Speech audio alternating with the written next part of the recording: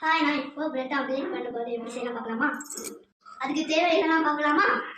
Egg, bread, sugar, salt. இப்போ எப்படி செய்யலாம் பார்க்கலாமா? ஃபஸ்ட்டு முட்டையை கலக்கிடணும். கொஞ்சமாக சால்ட் போட்டுக்கணும். அடுத்த 2 ஸ்பூன் சுகர், சால்ட், எல்லாம் மிக்ஸ் பண்ணிக்கலாம். இப்போ அடுப்பு பற்ற தோசைகளை வைக்கலாம். தோசைகள் காஞ்சிச்சு. இப்போ ஆயில் ஊற்றலாம்.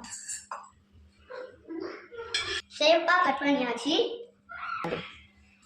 எக்கில் ராவி தோசைக்கல்ல வைக்கலாம்.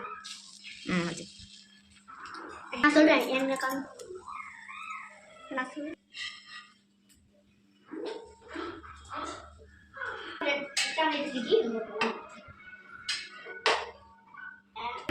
Red omelette ready. நம்ம இப்போ எடுத்து சூப்பராக இருக்கு, டேஸ்ட் பண்ணி பார்க்கலாம். டேஸ்டா இருக்கு. இப்போ நம்ம தம்பிக்கு வைக்கலாம்.